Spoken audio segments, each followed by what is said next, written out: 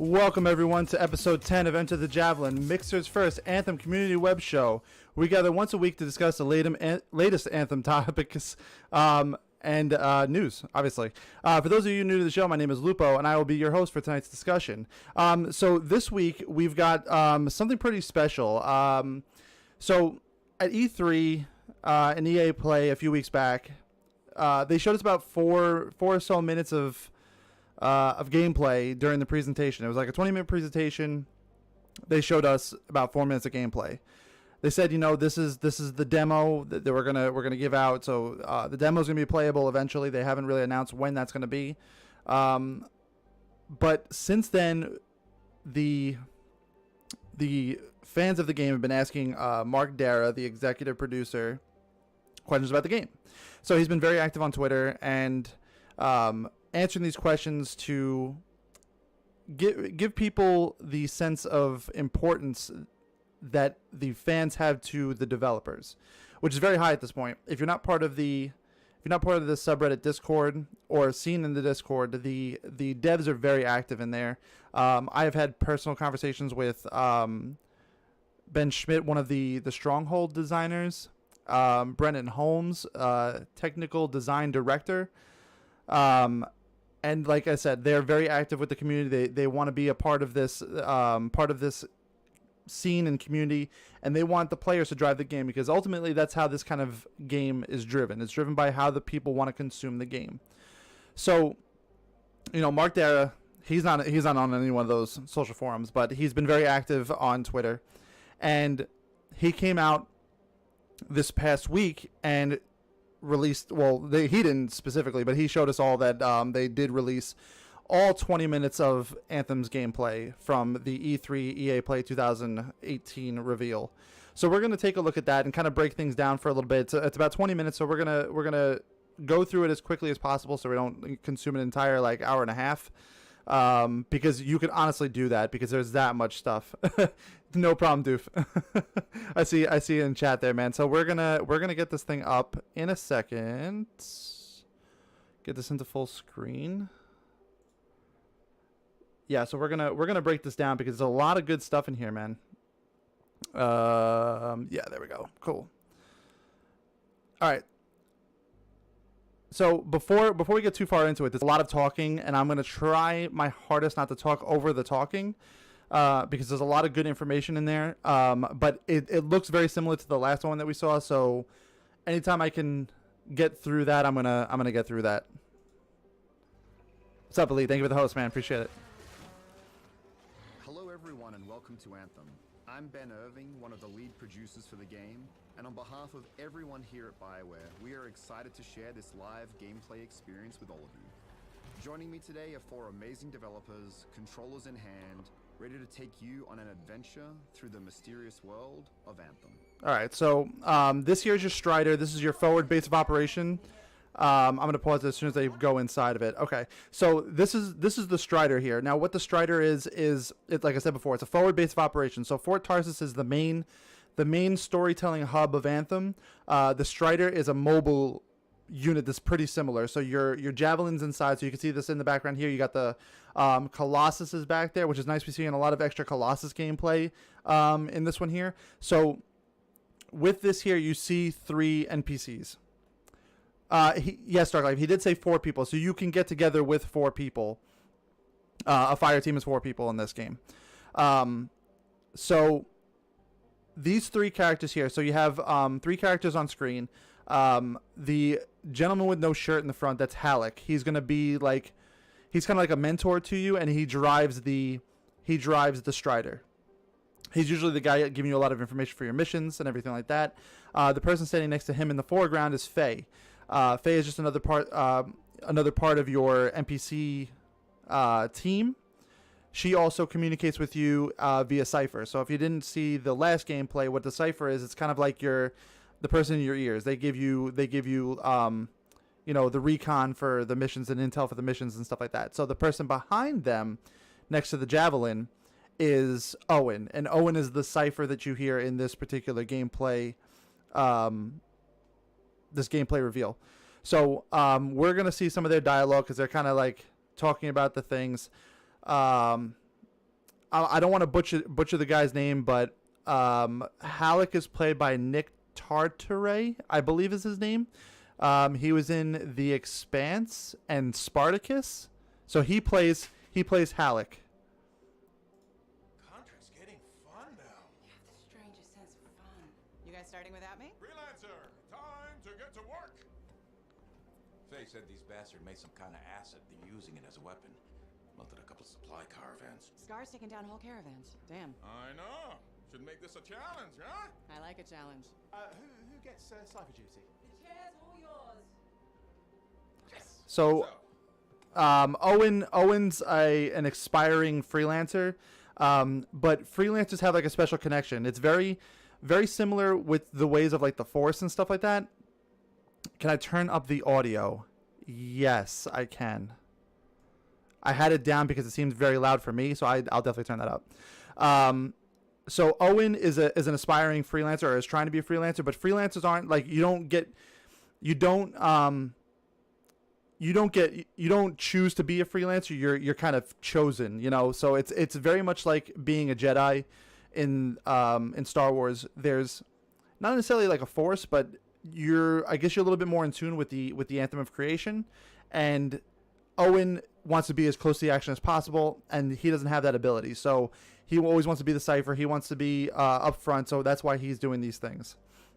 So basically what they're going to do here, they're going to lay out the mission that they're going on. So you're going to see a lot of things.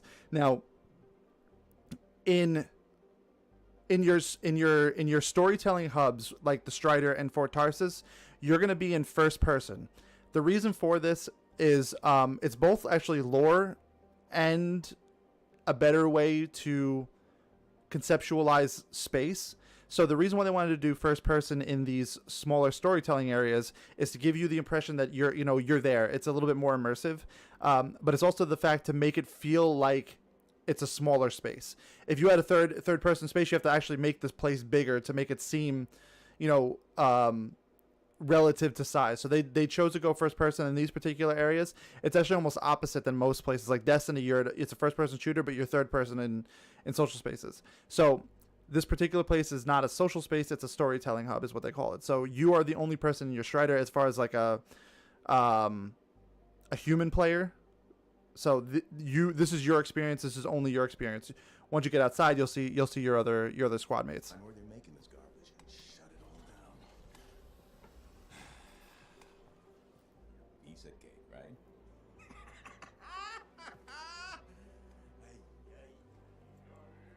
Our expedition starts in the player's Strider.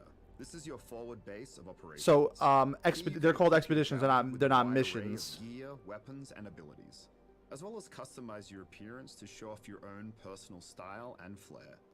In front of us, we have the Colossus. Jen will be our squad leader today, so Jen, let's jump in and get started.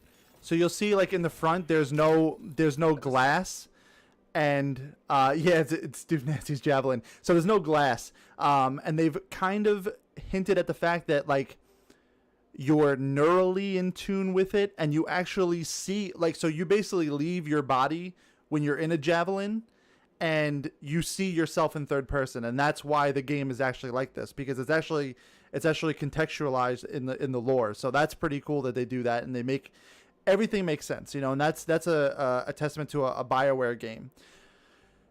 It's a Jaeger. It's a little bit like a Jaeger. I'm not even going to lie about that. So what you're going to see here is they're going to show some of the sections of the map, some of the UIs for the in-game interface. So the biggest thing you see here, you see your squad up top. So you're going to have the ability to put 4 people in a mission. On a mission, you can do it by yourself, and I don't think it's going to matchmake you immediately. Like, you can give the option to matchmake, but everything can be done by yourself. You can do everything by yourself. All the regular expeditions and missions you can do by yourself. It's once you get to the harder things like strongholds and the elder game activities that when they're going to start matchmaking you into things. Very similar to like Destiny and stuff like that. So with this, you see, it's going to give you a basic overview of your objective for the mission, and then it's going to scale difficulty. You'll see when they're going to scroll down here, and it's going to show multiple levels of difficulty for this particular activity. Also, too, up here, they show these are like consumables, but they haven't really gone into depth what the consumables do. If it's going to be like an XP boost or something like that.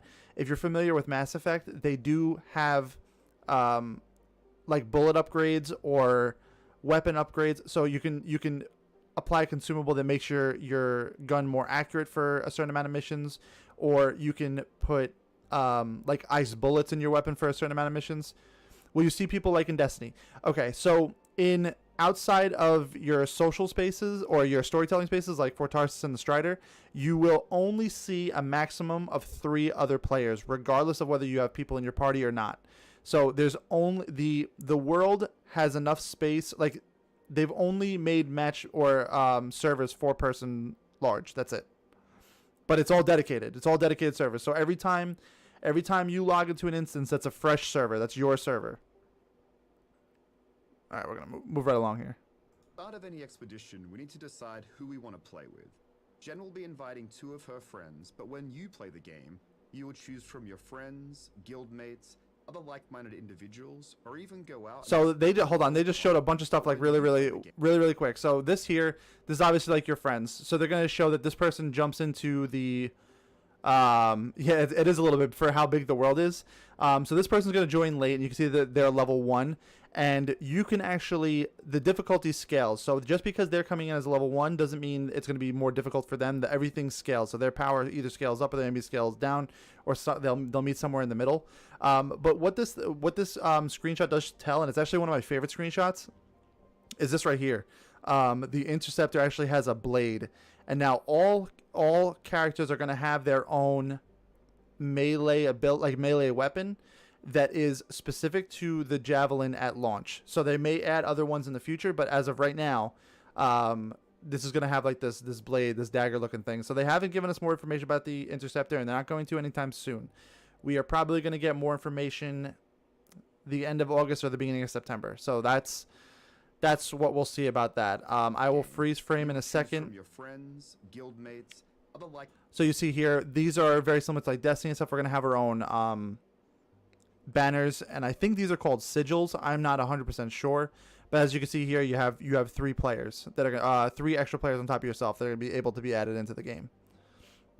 Minded individuals, or even go out and explore the world. So then this here is the map. Like the map doesn't look incredibly huge, and in this gameplay you'll see that they only go through one of these quadrants here.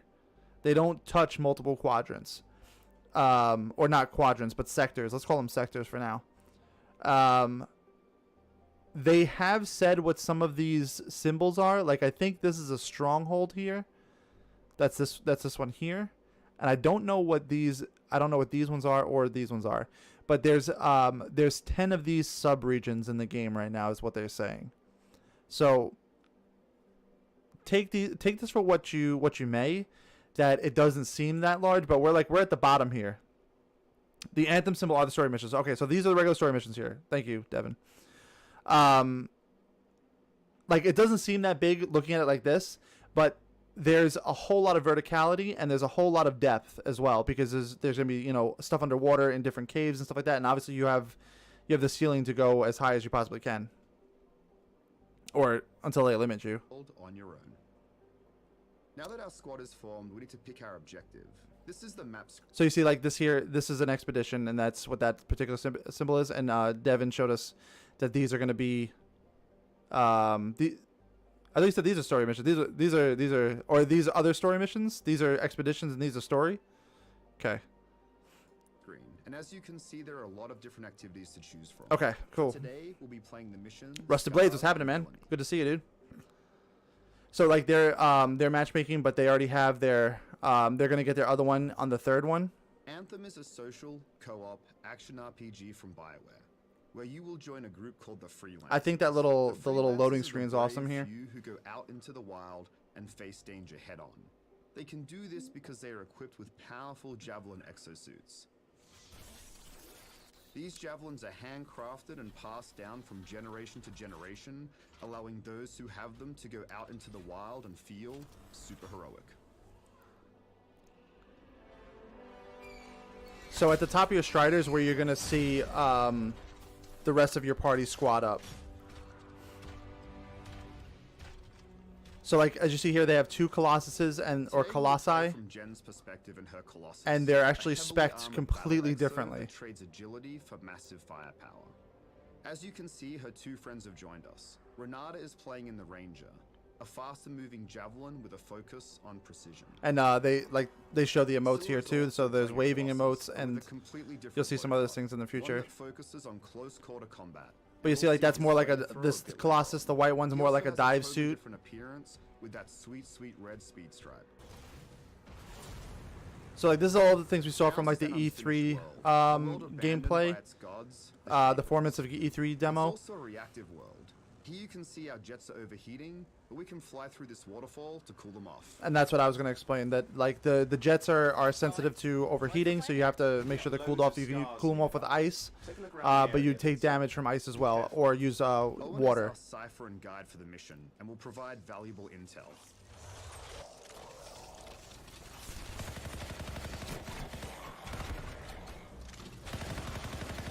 All right.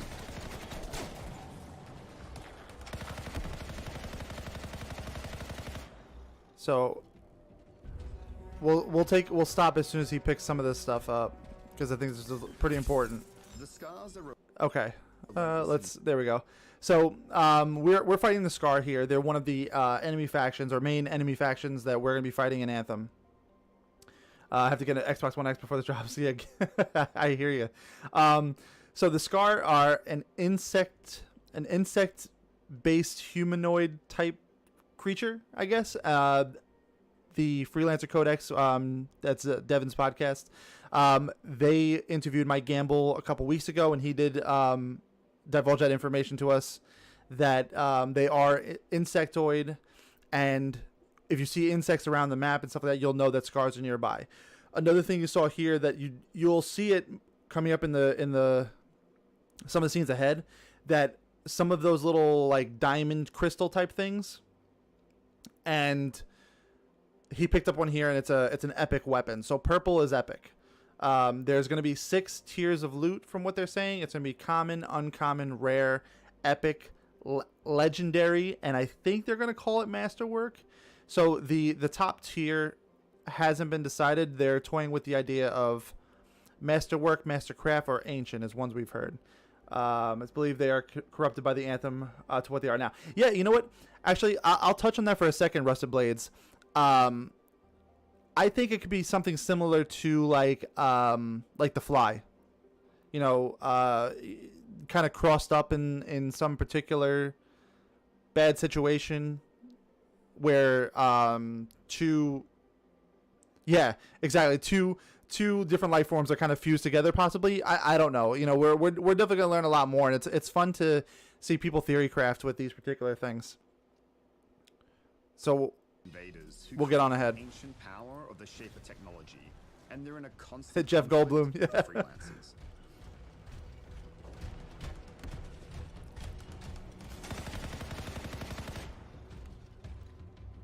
And so the Scars always have like the javelins like hanging and stuff like that, which is really really cool, I think.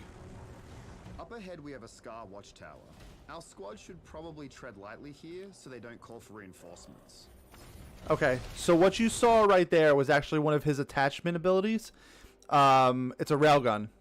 He came in like a wrecking ball for sure. So in the E3 demo, people were saying that was his ultimate, but look, like the ultimate's not even charged. So that's a railgun, and look how much power that has. It took out that whole little boss. I think there was like 5 or 6 of them in there, and they just blew that whole thing apart. Dark Life, I do think so. Dark Life says, I hope they use their past games to have a great mix of races and creatures. I do think that's what the case is going to be. And lore-wise, they can always add stuff in later as well. They kind of set themselves up for that. Oh, we could just blow it up.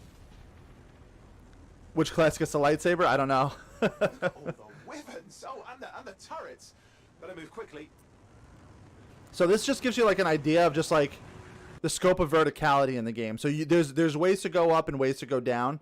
And what they've said is you always want to start high. It's always easier to go down and get low. It's not as easy to go up. So when you start from Fort Tarsus, you have a little bit better opportunity to descend, as opposed to starting from the Strider and having to ascend if you're going somewhere that's higher than your current plane of elevation.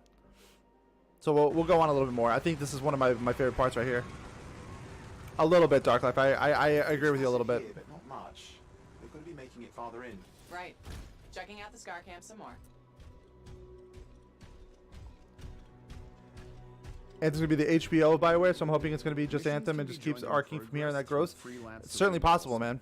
I agree with you, Rusted. Squad member Catherine is about to join us. Catherine joined us in the Storm, a glass cannon with powerful elemental attacks.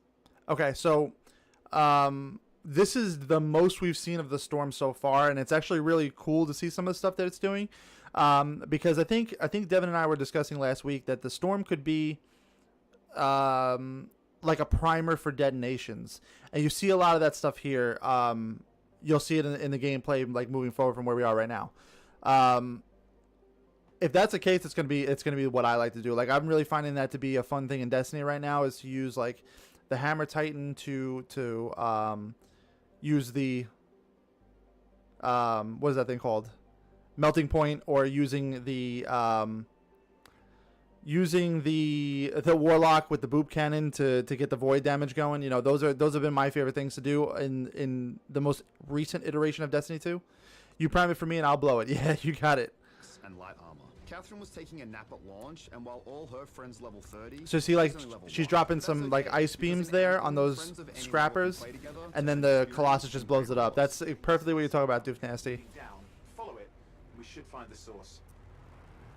Hang on, something isn't right. So then, like, you know, like I said before, as the maps don't seem as wide, but they're super tall and deep. I think this part's really cool, seeing this from like an opposite perspective, because we saw this from the Ranger's perspective last time, and seeing how the Ranger moves from even farther back just shows its you know, capability to Okay, so maneuver, that Titan which was is really way cool. Too powerful for our squad, at least for today, so it was wise to avoid him. But emergent world events just like the Titan can happen throughout the world of Anthem. And it's a really important point, because what it means is every time you go out and explore the world, you'll have a totally different experience that yields different rewards. All right, By so now you've probably noticed that traversal plays a really important role in Anthem. As you run, fly, and swim through, above, and below the world, you can discover some pretty amazing things.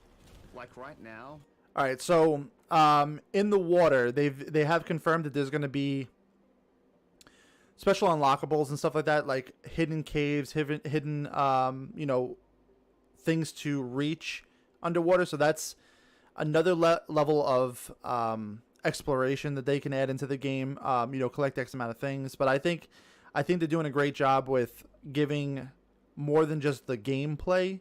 You know, there's got to be other things to do. Like if you're a lore hunter, or if you're you know, if you're a completionist, you can go out and do these things and give you more stuff to do.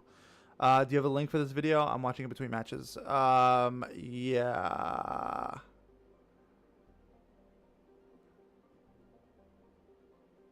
Let me... I will put it in there. Oh, there we go. Just for you, Doof.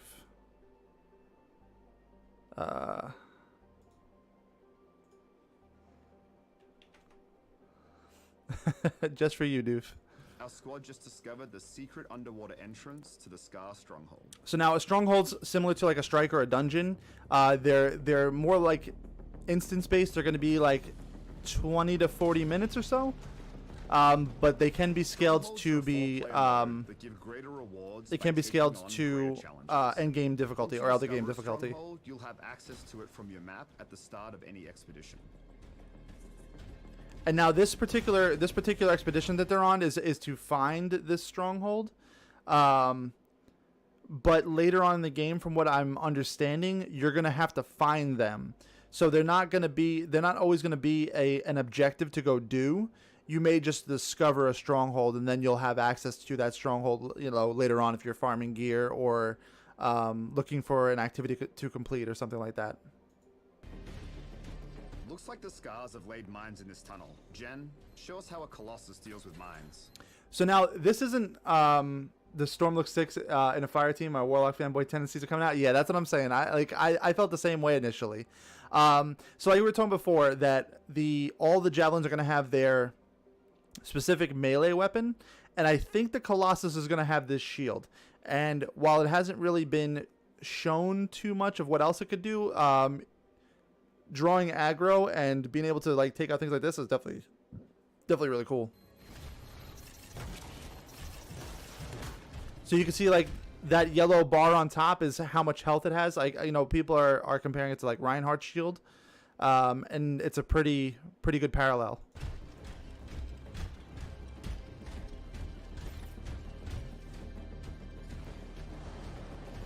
Combos are a really important part of group play. Using certain abilities together allows you to combo for extra effects like bonus damage. I feel a little bad for making fun of Catherine earlier, so let's see if we can have her set up a combo up ahead. We'll talk about this in a sec because this has been a hot topic, and so she just threw down a lightning storm, and then nice combo.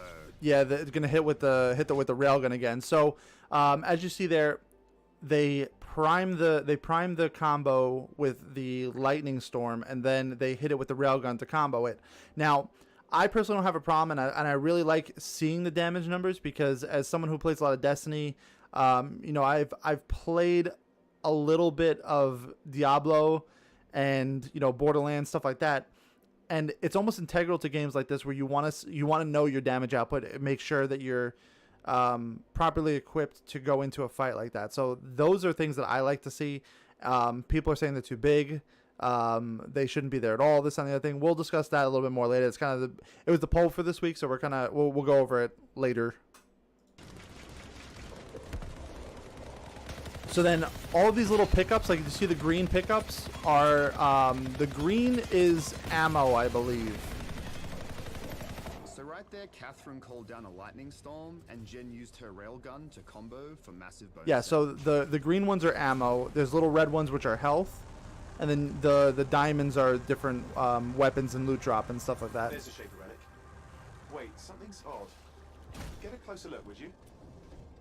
Night has fallen in the world of Anthem, and the creatures that inhabit the darkness are out on the prowl. So this is Honestly, that's a story for another day. a Shaper relic, and these things are always going to be causing a ruckus throughout the world. So basically, with this thing here, I guess it emits an echo, and now echoes are going to have to be picked up and brought back to, I guess, some sort of orifice where it negates what this thing is doing, and this could potentially harm everything in the world right now. So rather than worry about the initial problem at hand, this is a much larger problem than, you know, finding the poison and the acid that they're creating weapons for, because this could potentially kill everybody immediately, or, you know, it seems like that large of a threat. So they're going to take care of that first. But what they're going to break down here, you'll see in the near future, is that they want to be very tactical about how you approach an encounter, and that's what they're going to show here. You have several different ways to approach an encounter. See those radiant pieces of energy? They're echoes from the Anthem of Creation. Return them to the relic. You've got to silence it fast. This will be the first real challenge for our squad. We have snipers to the right, the Shaper interface below us, troops in the middle, and then all the way to the left we have those turrets. All right, so now it's also very important to understand a lot of these things have to do with audio references. So obviously Anthem is a song, that's an audio reference. Echoes, that's an audio reference. So you saw how like the little points were like sticking out, and I forget panomic. I forget what the word that they use, but it's when things react strangely to sound. So sound plays a big part of the world of Anthem, and it's how things are shaped in the world is what I'm gathering from how they're breaking everything down. And it's interesting to say that because we were talking about Freelancer Codex before. It's actually a theory that JD from Freelancer Codex brought up on their podcast a few weeks ago. with string theory and quantum physics and stuff like that. So it's very interesting to see how this, how little tiny bits of information get you to start spitballing ideas of how things are actually going to go, and they're pretty accurate, So we'll take a look at this fight right here because I think there's a lot of cool stuff going on here. I'll shut up. Can approach this in a lot of different ways, but Jen, you're the expert, so over to you. Looks like Jen is sending our squad to hit the snipers first.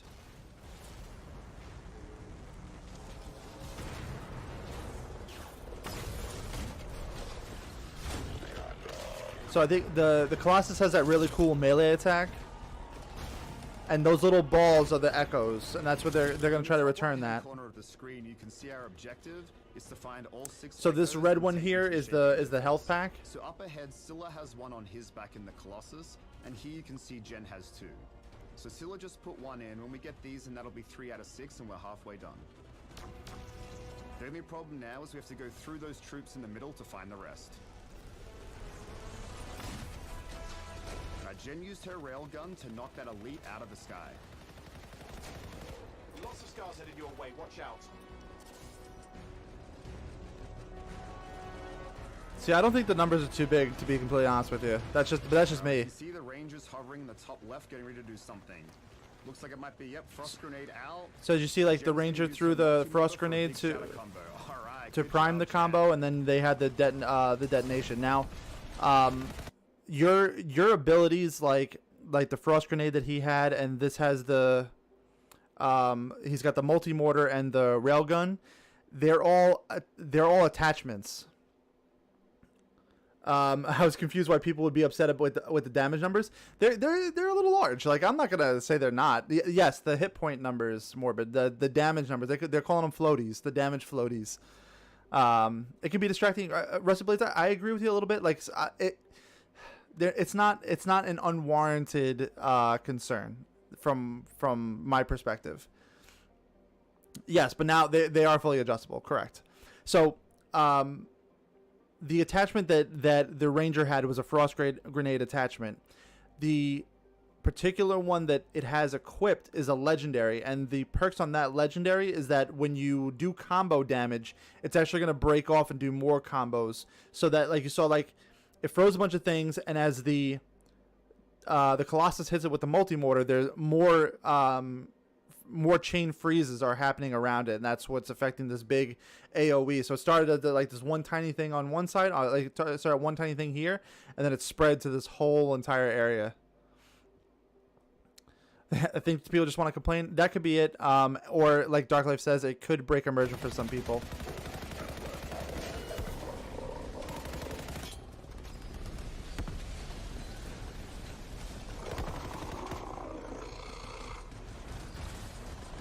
Okay, we cleared out the middle. The last thing left are these 2 turrets. We could take them head on or flank.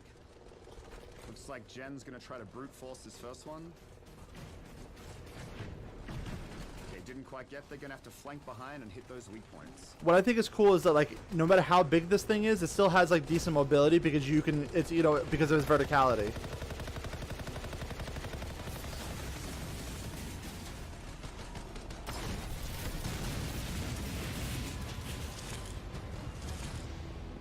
Okay, our squad's now cleared out all the enemies in this area. The last thing left to do is get those 3 echoes and drop them off to silence the relic. All right, so you see how like that relic there is like reverberating like a speaker, that further supports the audio suggestion. Do you think we get a bonus for? Wait, something's happening. Now you see here, his ultimate's charged, and they're gonna use it in the next fight. I think that was whatever laid all the eggs around. Watching the fire team do work is amazing, and this is all scaled down, by the way. Scaled down with the best people who have ever played this game. 100. They said 100 passes on this stronghold. Still 8 months before release and way before open beta of any shape. The attention giving stuff like that, irrespective of other games as well, is a bit weird. Yeah, it's people just want things to complain about. Like personally, the game looks very good to me, Blades, but you always have to have that hesitation and say, like, I have to be critical of something, so if that's something that like people can be critical of, like That's that's the least of people's worry. That's something that they can go in and switch in the UI, pretty quickly. Obviously, like we saw this gameplay 4 weeks ago, and they already had a mock-up of like how to fix it, and they showed us this week of how to fix it. So it's literally been no more than 6 weeks since we got this gameplay revealed to us in any sort of fashion, and they've already got a fix in place. So that's reoccurring, The scars were using those eggs for something, making acid probably. So the job's not done until we get rid of all the eggs. On the plus side, this definitely counts toward hazard pay.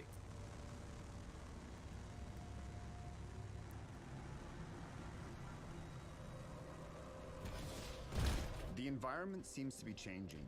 I have a bad feeling there are more I just like than scars I like the and colors and the detail. I think that just like Destiny, the world here is very diverse and dynamic. That there's a lot of different colors being used and a lot of different tones and textures being used, and it gives you that sense of awe and wonder that there's all these different things going on. And those are the types of things that I look forward to in a game like this.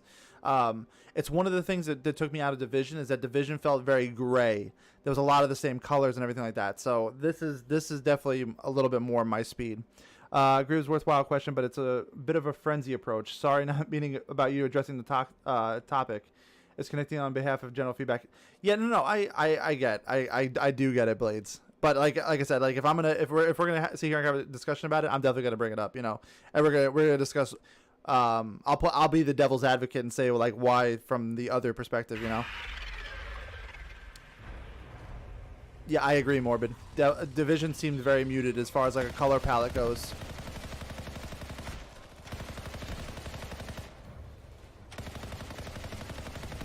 I think this works out pretty well because I think like if you're gonna take like any creature in the world and say what would you want to kill more than anything else, people would say spiders.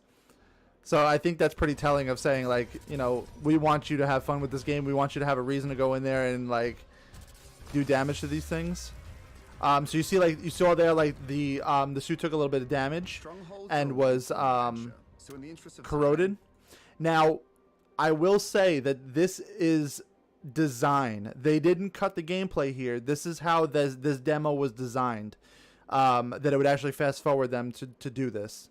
Like obviously that's requiring a lot of trust on the developers, but it would have added another 15 to 20 minutes of the gameplay, and they kind of wanted to keep that in a 20-minute span for people to watch at E3.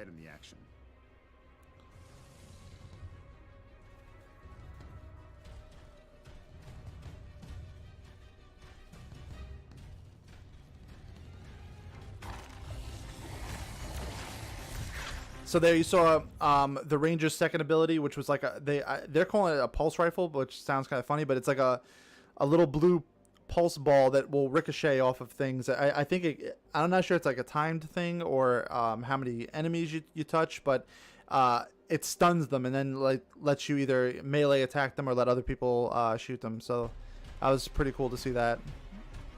Alright, Jen, let's show off some different weapons up ahead. Let's have Scylla in front with his flamethrower and have you support him with your grenade launcher. So the other, like he just said, the other Colossus is spec'd for a flamethrower and a flame mortar as well.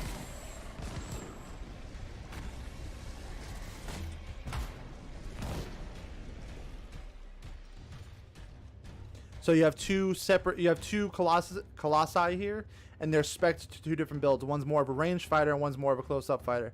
I think the white one looks really slick.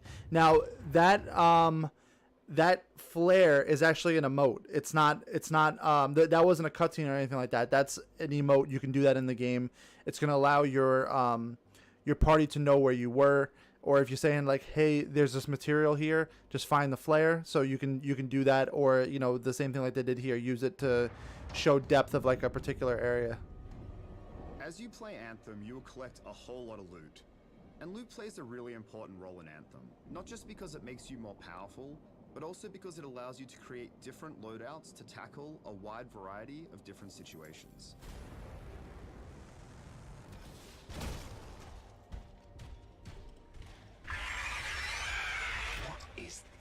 I like the flare as an emote because they've included something that probably isn't needed, but just cool. Yeah, I agree, man. No, there can be multiples. You can go all 4 one class, Morbid. Monster Hunter has that with a lot of stuff. They see, a lot of people look at this game and say they're very heavily influenced by Division, Destiny, and stuff like that. Brennan Holmes actually told us that Monster Hunter was a big game in their influence. You know, when it released 6 months ago or so. So there is a lot of Monster Hunter influence in this game. So this here is Arcanist Resonance. I was like blanking on the name. So that's basically like a dead ghost or an echo in Division. So those are going to be things to find over the course of the game to introduce lore and extra stuff. Destiny, Monster Hunter, Division, and like 2% Titanfall. Yeah, you can say that. That's good to hear. Monster Hunter Worlds is definitely the most refined looter experience in my opinion.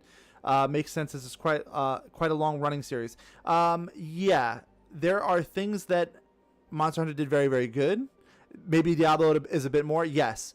That's John Warner, the game director, said that this game is probably most similar to Diablo 3 in a loot sense.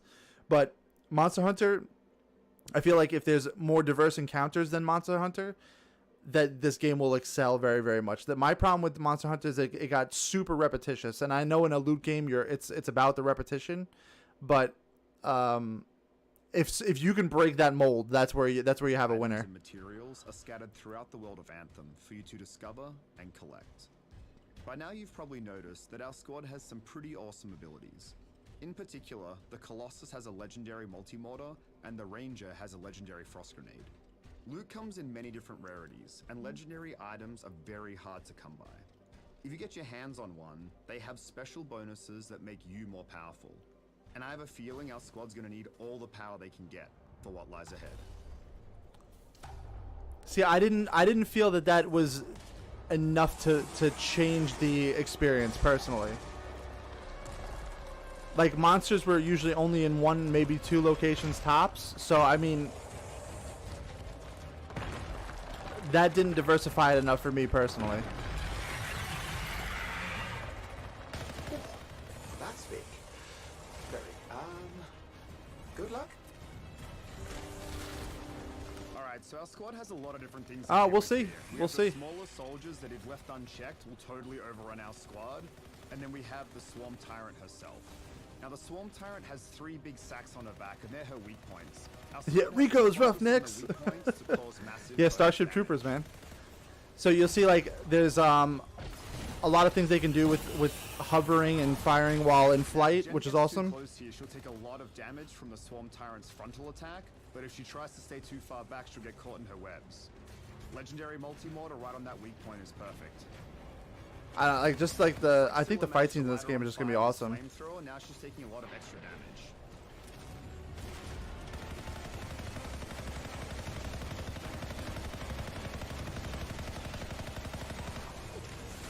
It's weird, like you see her like purposely shooting wide a little bit, so you think that like the oh, let's see, I just noticed that for the first time.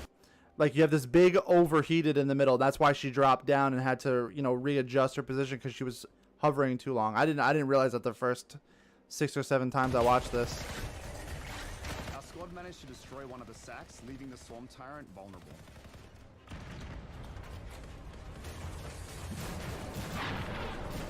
So you'll also see that the abilities, or like these right here, they regenerate super fast because they want you to rely on things like that and not have to always worry about weapons. You know, they want it to be about the entire experience. So, because this is part of your loot too. Like all of the multi-mortars, the rail gun and stuff like that, those are going to be part of your loot. So they want to have a larger impact on the game.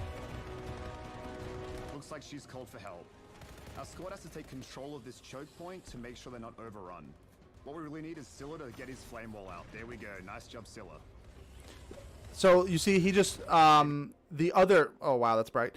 So the other Colossus used. They said a flame wall was actually a flame mortar, and that's one of the items equipped. Like I actually spoke to Scylla about it because it seemed like it might have just been like an alternate fire or something like that. But it's actually So he has a flamethrower, which would be like his one attachment. So on the other Colossi, it would be This one here would be his flamethrower on the wrist. So you have a wrist and you have a shoulder mount on a Colossus. So this is a regular flamethrower, and then he had a flame turret on the back. What you don't see from him is that he was also using an auto rifle and a shotgun. That's what Scylla had told me. Maybe a lightning strike here from the storm would be helpful. Awesome. And Jen, if you can do a combo here, it would be great. Maybe that multi-mortar. Alright, looks like our squad now has everything well in hand. So But the Swarm Tyrant the is good back. thing that they did with that, with the flame mortar, is that they locked that area down so that the spiders couldn't come out as easily, and if they did, they'd get lit on fire as well.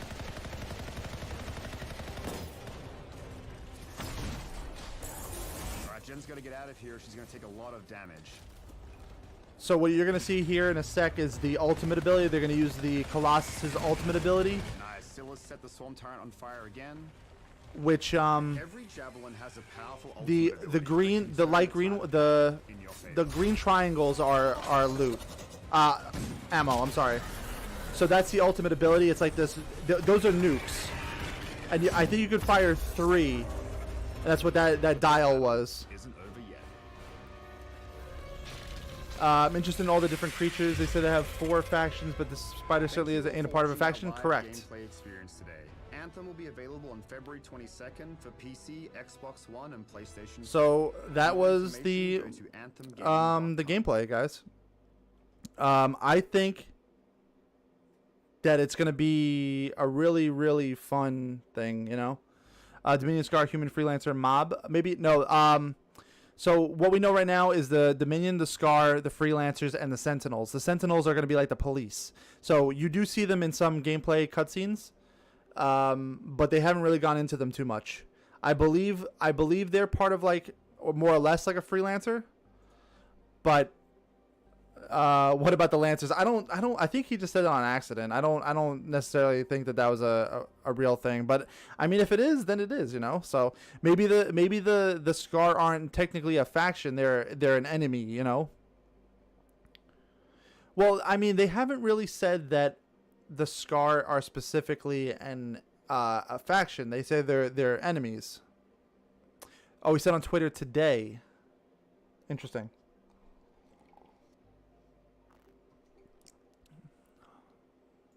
Well, we can check that real quick.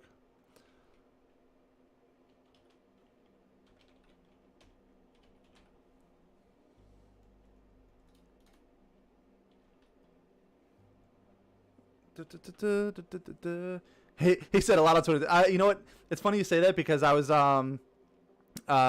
Devin said something in his Discord today about the shields. Like there's blue bars that you see that are over the characters, and they're the shields. And he was like, "Oh, I wonder what these are." So 3 days ago, Mark Dara said that, and you had to go all the way back and had to go back like I think a couple hundred tweets to be able to see that.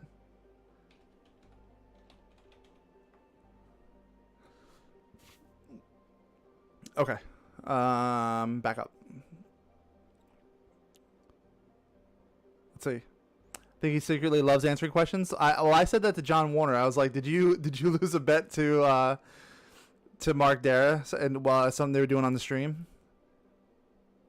And he was just like, oh, there's just a lot of questions to be answered.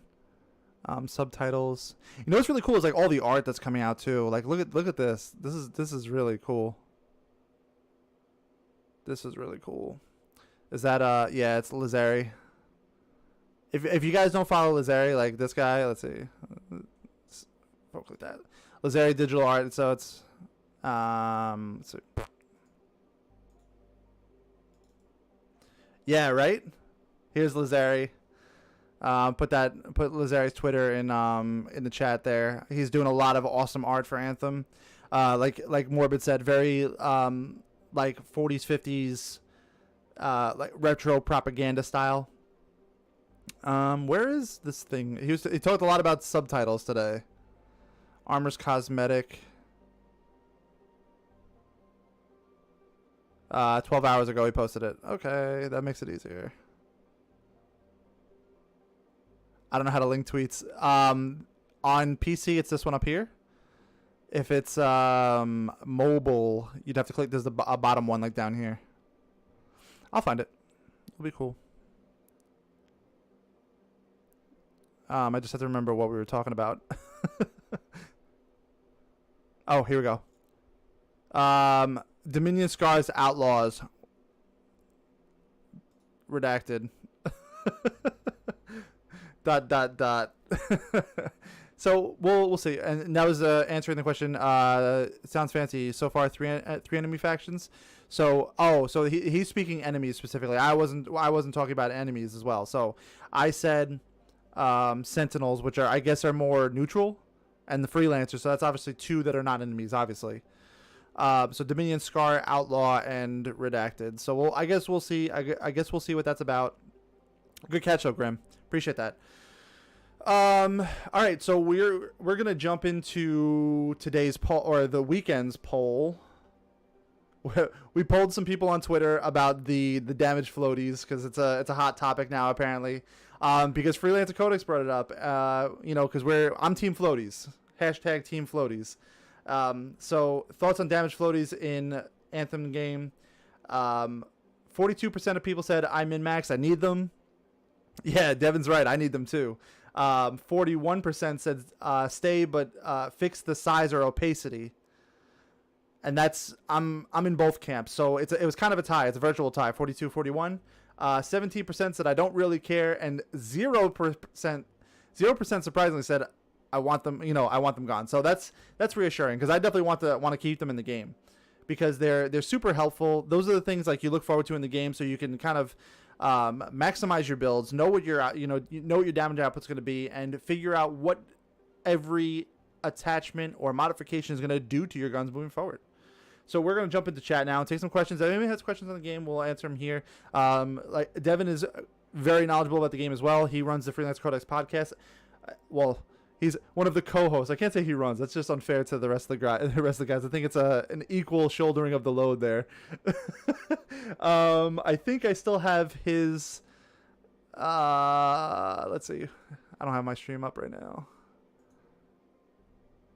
I do. Nope, I put the wrong thing up. That's why. Change board. Here we go. So there you go. The Freelancer Codex podcast link is in the chat there. That's my bad, guys. I'm good about stuff like that, but I'm streaming a lot lately, so kind of have my own links going on. So the larger Anthem community is a great group of people. I have links here to the Anthem subreddit and their Discord. Anthem Insider website. Bags is a very good friend of mine. We've basically, since the second I started this project, he's been with me every step of the way.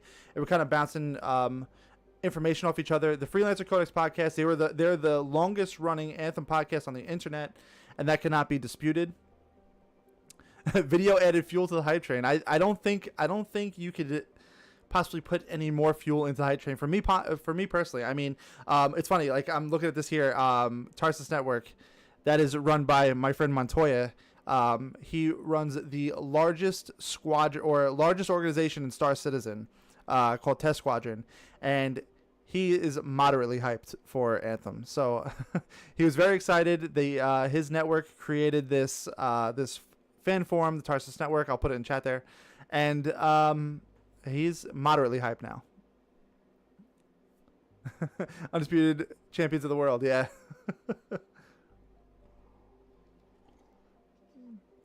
Don't know why, but I was sold the first time I saw the intro thing on YouTube. Yeah, I was sold when BioWare announced a new IP many years ago. And that's how long I've been riding this train, and it's been nice to get some new information.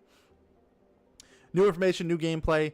All of the devs are very friendly and want to talk to people about it. They love talking about it just as much as we love hearing about it. So if you're not in the subreddit Discord, jump in it right there. The devs are quite active in there. Crazy that they come and chat in Discord. Yeah, man, definitely. It is kind of crazy, but I mean, that's the age of information now, is that we are that much closer to these developers, and like they seem like these massive massive personalities and massive people to us, but they're just regular people trying to do their job, and that's the way they see themselves. They're all humans, and they just want us to love what they make. It's like It's like a songwriter making a song. They just want people to enjoy their music, what they create. Totally the way to go from D2. It's just weird. I mean, they're good about things sometimes, and they're much better now. But like Luke Smith was very good up until the release of Destiny 2. Same thing with Mark Noseworthy. But once the game released, they kind of fell off the thing, and I think Chris Barrett wasn't ready to take that kind of role immediately. And that's where you saw a lot of the fall off with communication was the handoff. And now that we're in a different world of Destiny 2, things are going to be changing in the future in a few months. Barrett's pretty close. Now he is. Like, I'm not going to say he always was, but he definitely is getting better. But Grim, I'm not disagreeing with you. I'm definitely not disagreeing with you at all. But this is what the community needs. If you know Division or know its development, you'll know how well Hamish Bode has done for that franchise as far as community management. AJ has been very good to us so far. I mean, he's got a lot of stuff going on from what I understand, but he's been active lately. He's answered some questions for us as content creators, so that's been good as well. Warframe is pretty active. Yes, the best thing. I mean, there's one thing that you can say about Warframe that trumps every other company. They do 2 live streams a week. On multiple platforms. So they do an Xbox, or they do 3. They do an Xbox centered broadcast, they do a PlayStation centered broadcast, and they do a PC centered broadcast. So it's that's like really encouraging to people like us that just want to have more information. I just want to know. Like, we don't need a definitive answer today of saying like we need this thing fixed. Just acknowledge what we're saying is a valid concern to you. That's all people want most of the time. So if Brennan drops in on Twitter or drops in on Discord and says, hey, like, I see you guys are concerned about this particular thing, but I'll let you know right now that we are working on it. That's reassuring. That's very reassuring. And I mean, Mark Dara has just been an animal on Twitter over the last 2 months, or 6 weeks since the reveal. I mean, I guess it's a month. I keep saying 6 weeks, but it's been a month. Today is exactly 1 month or a calendar month from the reveal. And he's just been tweeting away. Been absolutely insane. And now, I mean, since Friday, John Warner too. John Warner's been all over Twitter. But this is like, we say this all now. I don't know how many people watching the stream or watching the archive on YouTube remember the fact that Andromeda was the same way. The road to Andromeda was, people like Mike Gamble talking about the game every day. People like Mac Walters talking about the game every day. People like Fernando Mello, Fabrice Condominas, like talking about the game almost every single day. And then when it released, it kind of scaled back a little bit. And then, closer to that point where they were going to say, we're going to stop producing content for this, it's like completely shut off. The only time you got any kind of information was when they're doing official releases. So I love BioWare. That's not a secret. I just want consistency. I was talking about Andromeda, Mass Effect Andromeda.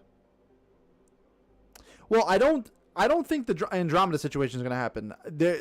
That is 100% fact that we're not gonna get to release day, get all this awesome stuff, and then everyone disappear. Like, the game just completely shuts down. They have a roadmap in place already. They know what they're looking forward to do. We just want them to talk about it. Don't sit here and release a game in February and then not say anything until April and say we're going to get content in May. Like, talk in between. Okay, this gun's OP. Let's scale it back. Let's, make things more realistic. Like, I understand blowing things up is really cool. I don't think it was EA. I don't think it was EA at all. I think that was a planned thing from the beginning, and they never said anything about it from the get-go. I don't think there was any intention to support Andromeda long term. but that's just me. Like I played the game 200 plus hours. I've I followed the development very closely, and I don't think there was ever a plan in general to release extended content. Someone was telling me they were talking right until the end, and all seemed quite sad when things weren't going to continue. Yes, it was very much so like that. Poor for the course for EA. They cut stuff quite a bit. Kill off studios. I mean, that's just silly to say. Like, you can't say that about BioWare. If Anthem flops, BioWare still exists. Regardless of what anybody tells you. If Anthem flops, BioWare still exists. Dragon Age 4 will be out in 2 to 3 years. Well, I mean, that's what you inferred a little bit. You said specifically kill off studios. I don't think BioWare would be one of them.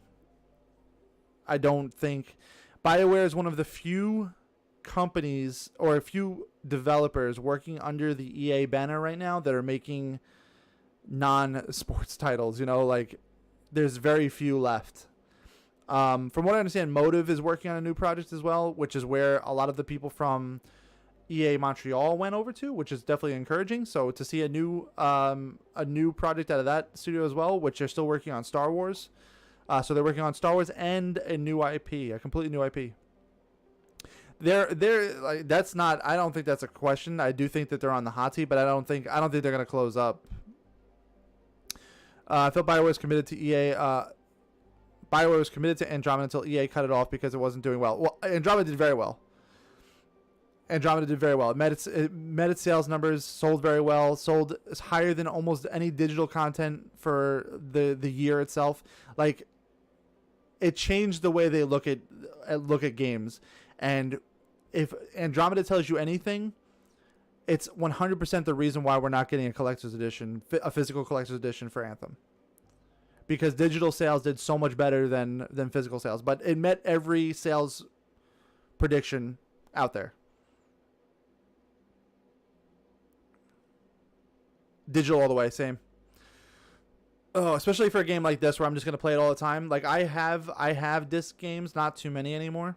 But I want to be able to just turn it on and play. Like, if I misplace the disc or want to switch games or something like that, I don't want to have to worry about it. Like, so for me it's digital. So I will be playing 7 days early on PC with Origin Access Premier. It's $20. You can literally buy it 2 weeks before the game comes out, play the game for a month, and then when you're ready to play on Xbox or you want to continue playing on PC, you can do that. Bad press kills longevity. Yes, I agree. Sold very well, had terrible press, and they had to change the narrative as fast as they could. Yes. Witcher 3 still sells today, and Witcher 3 was a buggy mess when it first released. Like, no one wants to take that into consideration. But the fact that nobody thought Visceral would close, yeah, I agree. I don't know how that went.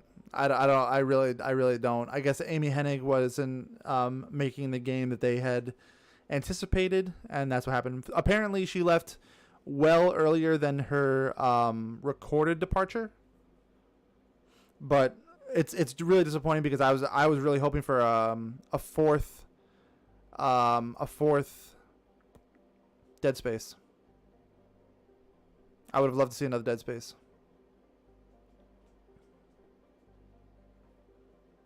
Yeah, you can go online and see anywhere that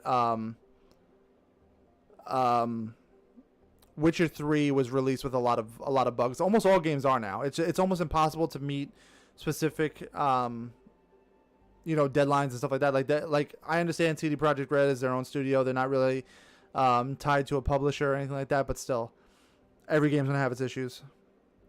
Games react differently in the wild than they do in the studio.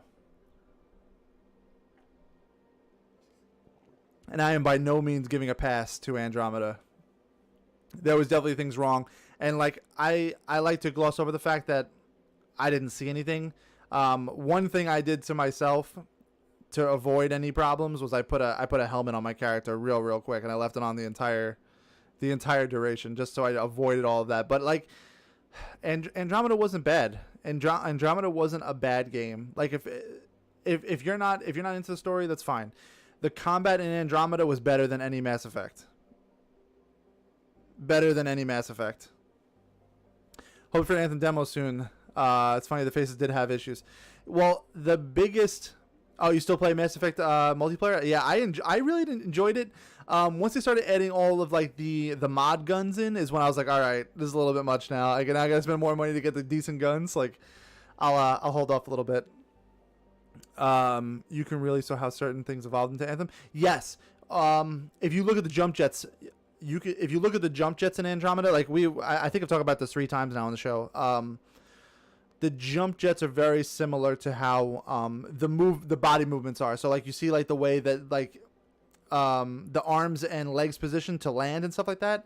It's very similar to Anthem, even to the point where if they told us today that Andromeda was a way to make money to continue the support of Anthem. So basically like they're making Anthem and they got up to a point where they said, all right, we need more money. So let's take what we have, craft a Mass Effect story around this, package it and ship it.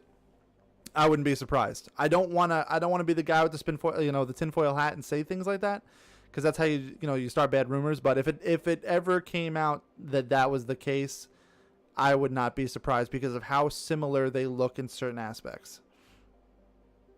The jump jets and flying to be one thing about it. Similar to Jason Schreier. Nah, he would know better than anyone else. Like I don't, if that was absolutely the case, he would know by now. Head to Twitter now. Lupo said it. I've said it. I've said it at least 3 or 4 times.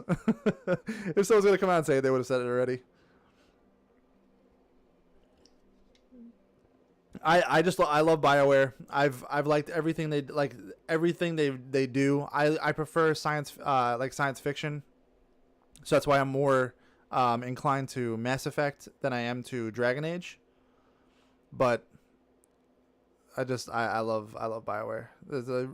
It's really hard they have to really mess things up for me to be completely turned off by the things that they do.